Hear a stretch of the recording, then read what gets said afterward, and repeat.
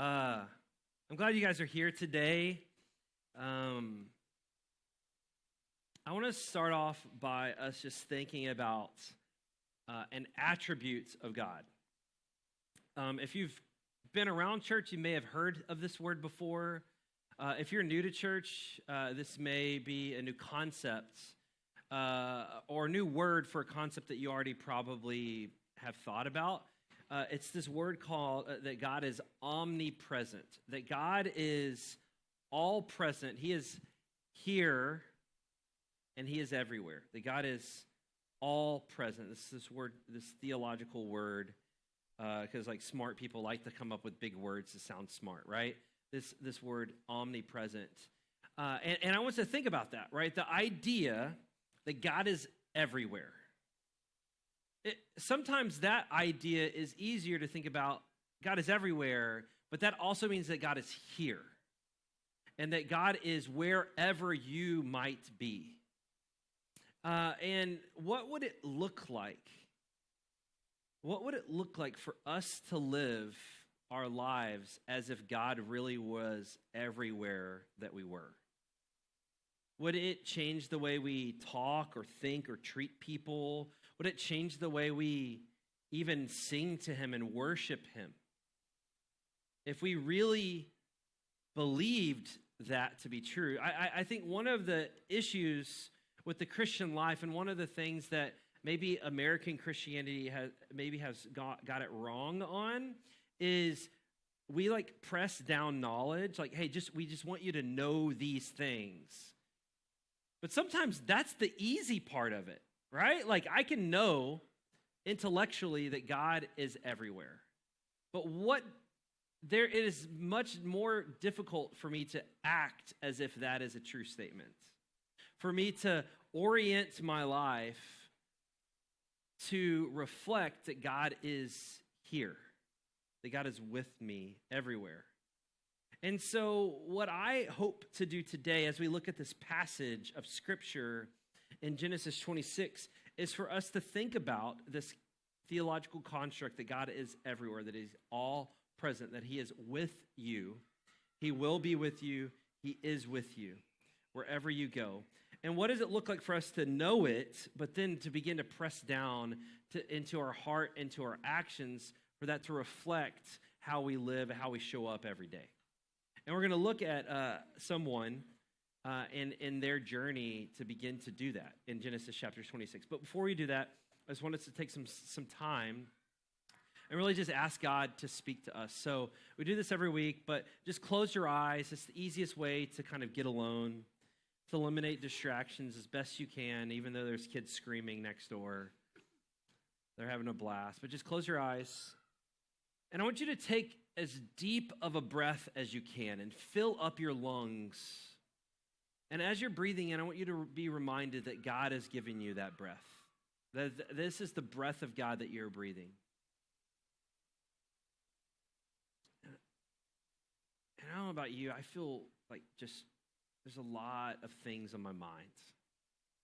And so I just want you to pray right now. Just say, God, help me to hear from you. Eliminate all the distractions, all the voices in my head, and help me to just hear your voice today. Pray that for yourself. And then I want you to pray for the person on your right and the person on your left. So I want you to say the same prayer for them. God, speak to them. Let them hear from the Lord today. And then I want you to pray for the person in front of you. You may not even know their name, but we are all connected in a significant way. So pray for them that God would speak to them today, that they would be able to hear the voice of the Lord. And then finally, I ask you to pray for me, that I might speak the words of God and not my own. Lord, we receive that. Thank you. Amen. So we're going to be in Genesis chapter 26. If you want to follow along, you can do that on your phone. If you have an analog Bible like this, it has pages and words. I know it's a relic, but if you have one of those, you can follow along with us. We're going to be in Genesis chapter 26. And just to remind you as to where we've been kind of tracing these different narratives in the book of Genesis. Genesis, the very first book of the Bible, and it really begins to introduce all of these concepts that we're going to hear and see throughout the entirety of Scripture. And so we started with Adam and Eve, right? Genesis chapter 1. And then we've been tracing what they call the patriarchs, or the fathers. And now we've moved from Abraham, which is this guy that God made this amazing promise to, and he had this amazing faith. And now we're looking at the life of his son, Isaac. All right? So we're looking at the life of Isaac. This portion of Genesis is all about the life of Isaac. Last week we looked at one of his sons, he despised his calling. And so what does it look like for us to not despise our calling? But this week, I want us to think about this idea that God is present with you. God is present with you. And so this is what we're going to start off in Genesis 26, starting in verse 1. It says this: Now there was a famine in the lands, besides the former famine that was in the days of Abraham. And Isaac went to Gerar, to Abimelech, king of the Philistines. I just want to pause there and just remind you, Abraham, the father of Isaac, experienced famine. They're in an arid area, right? And so if there's no rain, if there is a drought, then there's going to be famine, right? It's just how it is. They relied on the rain or these wells that they dug. And so they are in this land. They are pretty significant in size. There is a drought, and so they go looking for water, right? They go looking for water, and he's navigating this, and he's really retracing the steps that his dad did when he experienced famine with his people. And so it says in verse 2, and the Lord appeared to him and said, do not go down to Egypt. That's where they were headed because the Nile is there. There's water there. They know that to be true. Do not go down to Egypt, but dwell in the land of which I shall tell you. Sojourn in this land, and I will be with you. I will be with you and will bless you. For to you and to your offspring I will give all of these lands, and I will establish an oath that I swore to Abraham your father, and I will multiply your offspring as the stars of the heaven, and will give to your offspring all of these lands. And in your offspring all the nations of earth shall be blessed. Because Abraham obeyed my voice, his father, and kept my charge, my commandments, my statutes, and my laws. So there's this significant, future promise that God gives Isaac here, that I will be with you. This is what God tells him. And he says, hey, I want you to sojourn. I want you to navigate this. And the thing about that is, if he's choosing to sojourn, that means he's choosing to be essentially an alien, a foreigner. He's choosing to not have any type of real homeland, but he's going to submit to whoever's rule and reign that he is in, and trust that they're going to look after him and he'll be prosperous there. The promise of God is that as you go, I will be with you. That takes a level of trust to say, you know what, I will walk this path just like my father did, and although we have our stuff together here, God will be with me. I'm going to trust that to be the truth.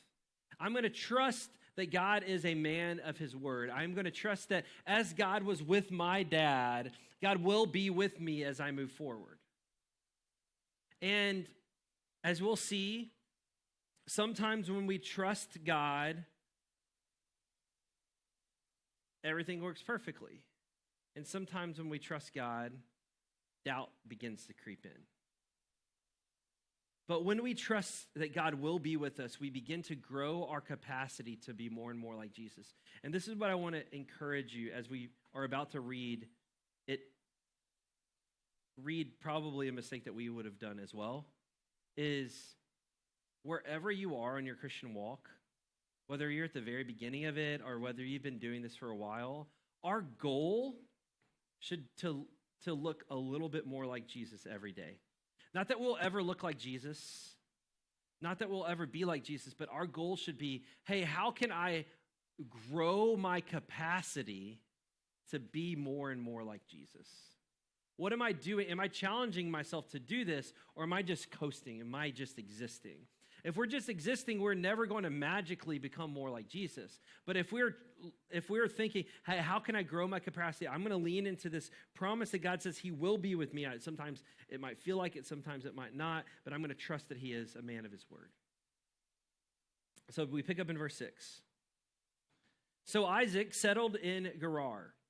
When the men of the place asked him about his wife, he said, she's my sister. You recall that story happening before? It's this same exact place, literally, same exact place, the same exact kingdom, the same exact lie that he said that his dad did. He wasn't alive when his dad told that lie, but I'm sure that story's been told.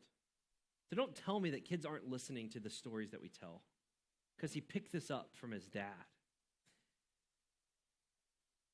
For he feared to say my wife, thinking lest the men of the place shall kill me because of Rebekah, because she was attractive in appearance. Guys, that is a good reason to say, like, man, my wife she's a fox. These guys they're gonna murder me because she's so beautiful. Like, yes, that's probably the right track. You should think that your wife is drop dead gorgeous and cherish her and all this kind of stuff. That doesn't mean you should lie, okay? We see there's like a fork in the road. Let's choose the right path, not the lying path, right? So, because she's attractive in appearance. Verse 8, when he had been there a long time, Abimelech, king of the Philistines, looked out of a window, and saw Isaac laughing with Rebekah, his wife. So Abimelech called Isaac and said, behold, she is your wife. How then could you say she is my sister? And Isaac said to him, because I thought, lest I die because of her. Again, he thinks she's a stone-cold fox. Good job, right? They're having a delightful time giggling in the courtyard together. Good job. Like, continue to pursue the heart of your spouse. I think that is an excellent job. Let's don't lie. And what happened was his fear began to mingle with his faith. Do you see that? He had faith. He trusted that the Lord was going to be with him in this journey. But then he saw the people and he's like, man, fear crept in. And it began to mingle with his faith. And so it wasn't purely trusting in the Lord. And what happens when his fear mingled with his faith is his heart it got out of alignment. And deception crept in. You see, he believed theologically. He knew that God was going to be with him, but his practice didn't reflect that. And like I said, I think maybe we don't use the same exact lie, but there are times I can count over and over and over again where I knew that God was going to be with me in this process. God was with me, and yet fear crept in. It intermingled with my faith, and I made a poor decision. Because I wasn't growing my capacity to trust the Lord. I was leaning back on, I'm just going to trust myself and what I can do. I'm going to try to handle this. Fear crept in with his faith. And he had this knowledge, but without his actions. But the beautiful thing about this story is God, through his grace, protected him. He protected him from himself. Sometimes we need to be protected from ourselves, don't we? I've shared this with some of you, but one of the things that I pray for my daughter every day as I pray for her, it's a very aggressive prayer. I say, God, would you not allow her to become addicted to sin, entrapped by sin, enslaved by sin, but would you convict her heart and help her to turn away from those things? And I've seen that she confesses all the time about things that I didn't even know about, probably would have never found out about. She just confesses, which is great. I'm like, God, I want to continue that. But the times when she's not convicted or she doesn't turn away from it, I ask God, God, if she doesn't turn away with conviction, I pray that you expose the sin so that she might not become addicted to this. Because we all know how it works. So I'm asking God, I'm begging God, just like in this story, hey, like, just shine a light on it so that it doesn't get out of hand. And Isaac is spared here. Like the king could have just done away with him for lying to him, but he was gracious towards him. And what we see is in the next few verses, God blesses him, and his business is very fruitful. He returns 100x on his crops, and his livestock grows, and his business is amazing. God is giving him this fruitfulness. And then there comes the struggle in verse 16. And Abimelech, that's the king. You can imagine that as Isaac's business grows, people that are in charge, they want to be, real close with the people who are influential in their area. So he's talking with Isaac probably more regularly. And Abimelech says to Isaac, "Go away from us, for you are much mightier than we." There is a sense that when you're a sojourner in this land, that that the king would provide protection for Isaac. And so there is some legitimate reasons why they're like, man, we can't protect you. You're bigger than us. So he says, man, I need y'all to leave. Verse 17. So Isaac departed from there and encamped in the valley of Gerar and settled there. And Isaac dug again the wells of water that had been dug in the days of Abraham, his father, which the Philistines had stopped after the death of Abraham. And he gave them the names that his father had given them. This is this beautiful picture, right? So as his trust in the Lord, his capacity to trust the Lord is growing, right? His faith is growing. He's working towards maturity. And you can see that God is blessing him. There's all these good things. He's sent out, all right, cool. He remembers not just the bad things that his dad did, but the good things that his dad did. And he began to dig these wells. And he dug well after well. And what would happen is he would dig these wells, and they would find water again, which I don't know why you would fill a well up. That just doesn't make sense to me. But they would find water again. And then the herdsmen of that area, the local herdsmen, because they're sojourners, they don't own the land, they'd be like, oh, no, that's our well. We want this back. And so Isaac's like, all right, cool. I know that God will be with me as I'm going. So they go to the next well because he knows his dad's told him these stories. They've lived into these stories. He goes to the next well, digs it, finds water. New herdsman. Oh, no, that's our well. He's like, seriously, guys? And he's renaming all of these wells. He's reclaiming them for his family. He's naming them after. And he finally finds this well. And they find water, and no one comes up and tries to claim it. And he calls that well Rehoboth, which means the Lord has made room for us. God said, I will be with you.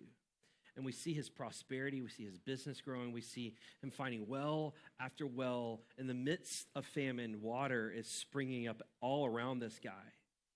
Clearly, God is with him. And then we go on to verse 23. From there, he went up to Beersheba. And the Lord appeared to him. This is the second time we're hearing about this in this one story. The Lord appeared to him the same night and said, I am the God of Abraham your father. Fear not, for I am with you. Not I will be with you now. It's a different statement. I am with you. And I will bless you and multiply your offspring for my servant Abraham's sake. So he built an altar there and came and called upon the name of the Lord and pitched his tent there. And there Isaac's servant dug a well. So we see this future tense that God says, I will be with you. And he grew his capacity to trust God, to lean into that. And now, as he's been walking in this, growing in maturity, God shows to him again, he's like, hey, I'm with you. I am with you. Here, it's a reminder. He's learned the hard way. He's learned the hard way through making dumb decision after dumb decision, just like we might, right? He's learned the hard way that God will be with him. But then he sees that God is with him, and his response is to worship God. He builds an altar there, and he worships God with his people. This is his beautiful growth process in the life of Isaac. He doesn't build an altar where God says, hey, I'm going to be with you. He doesn't build an altar in the place where God reiterates the promise that he had given to his father, Abraham. No. But now, as he's growing in maturity, he meets with the Lord. God says, I'm with you, and he builds an altar there. When we believe that God is with us, when we really believe it and we begin to press that into action, a deepening of both our faith and our obedience begins to take place. This is maturity. This is what the Christian life is about, us growing our capacity to take steps in maturity. God is with you. And then we go on a little bit further in verse 26, and it says, when Abimelech, so they're already gone, pretty far away. So the king, when Abimelech went to him, finds him from Gerar with Ahuzath, his advisor, and Pekol, the commander of his army. Isaac said to him, which I love this, guys. This is really in the Bible. I'm not making this up. This is not the Kyle translation. Isaac says to him, why have you come to me, seeing that you hate me? You've sent me away from you.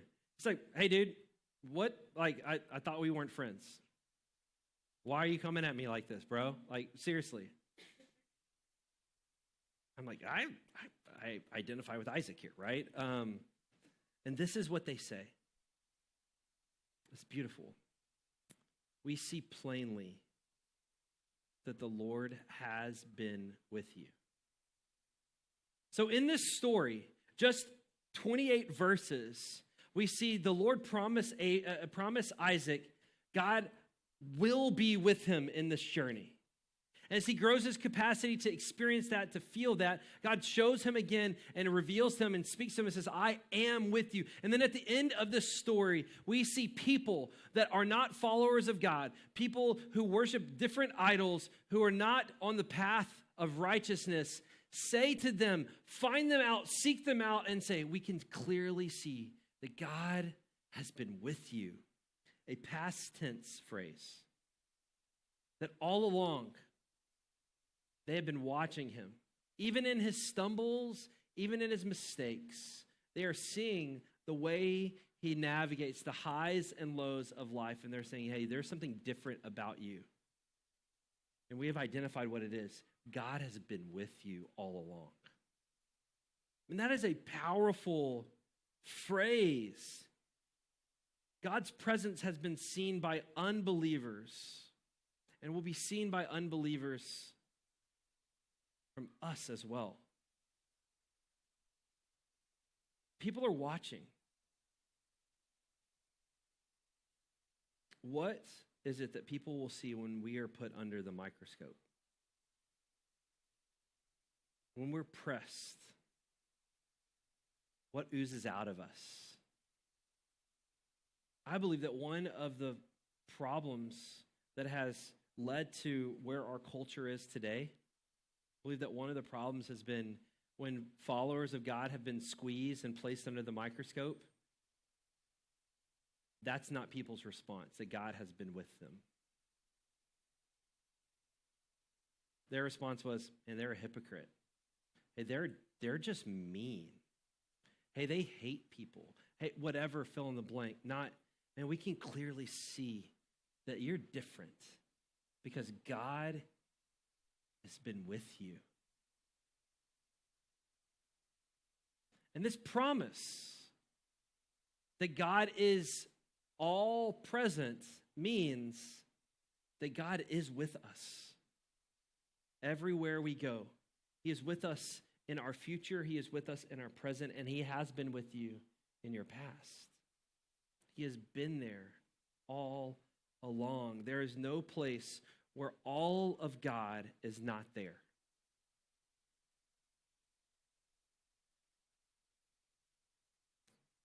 He is spatially all present.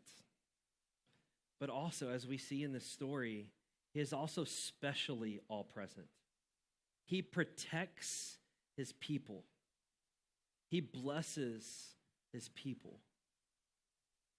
We just need to lean into this idea that he is with us. For some of us, that means we need to grow our capacity to trust him, that he will be with us, because it looks like, man, this is a dumpster fire. I've made a dumpster fire of my life. I made some really poor decisions, and I just don't know that you can be here in this muck. God wants to remind you that there's no place that all of him is not there. He wants to be there with us in this process. Some of us, we need to grow our trust. Some of us need to say, okay, I have a little bit of trust. I just want to continue to grow that and to grow my maturity so that I am recognizing regularly that God is with me in this process.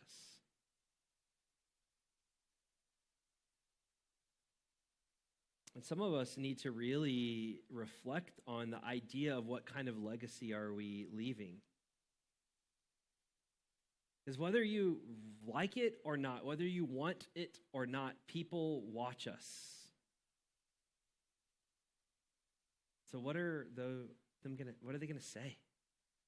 God has been with you.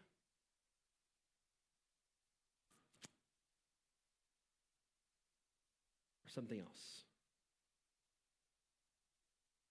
When we begin to lean into this and grow our capacity to recognize that God is with us, we acknowledge and feel his presence before us, within us, and around us. It changes us and it allows us to become more and more like him. But when we don't, and we compartmentalize God to say this is a Sunday morning thing, or this is just a couple hour thing, or this is just for my morning time, we only allow him into certain parts of our lives, we miss out on the spatial and the special presence of God. God is with you. There's not a place that you can go that all of him is not there. I wonder if we move that from knowledge to action, how we might look differently. And I want us to take some time to consider how we need to respond to this. Maybe you heard something that made you think about your relationship with God, or maybe your relationship with someone else. I'm going to give you some time to reflect on what you've heard. We ask this question every week: God, how do you want me to respond to this?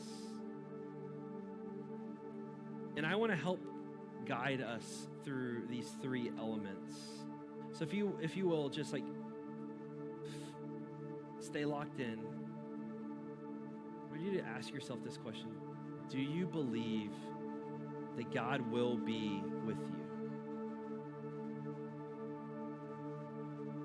That he will be with you with whatever you're facing this week, maybe this month or season.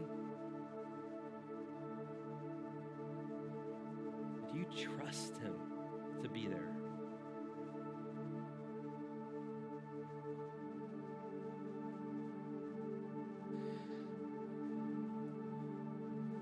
You to think about this. So that's the future. Will he be with us? And then I want you to think about the present. Do you believe that God is with you here in this moment? That you can meet with the creator of the universe, that he is spatially and specially with you here in this moment. I want you to reflect on that.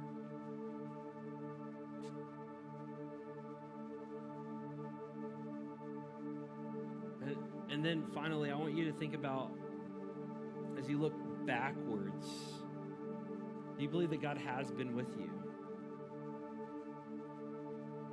Through the ups and downs, through the traumas and celebrations, what legacy have you left to this point in your life?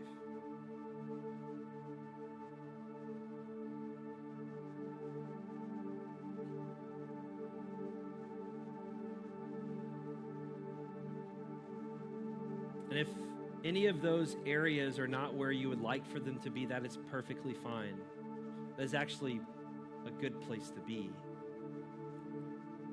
I want you to think about how we can grow our capacity and to grow in those areas, in one of those areas maybe. And so this is what we want to do. We believe spiritual formation happens when you hear something, you have time to reflect on it, and then you have the ability to discuss that with someone you trust. And so we want to give you a few minutes to get in a group of 2 or 3 and just to discuss and share what God has challenged you with today. We have some questions to kind of shape those conversations. If you're not ready to participate, that's fine. Again, we want to grow our capacity, and so I want you to lean into that. So I want you to reflect on these things, think about these things, maybe journal them, whatever. I want you to actively engage in this part if you're not discussing it with someone. The question is, if belief that God will be with you is trust, and belief that God is with you is maturity, and belief that God has been with you is legacy, right? Future is trust, present is maturity, past is legacy. Then how would you rate yourself in these areas? 1 to 5. You don't have to explain it. I just want you to share that with the people that you're with. Hey, I'm a 3, 4, 1. Whatever it is. And then I want you to think about how would you show up differently if you knew that God was physically there? Would your attitude change? Would your anticipation change? Like, how would you show up differently if you knew that God was there? And then what is one way you can remind yourself that God is present with you this week? We're going to discuss these things. We give you a few minutes, and then we're going to get together and continue worship. So I want to give you 4 minutes. Ready? Go.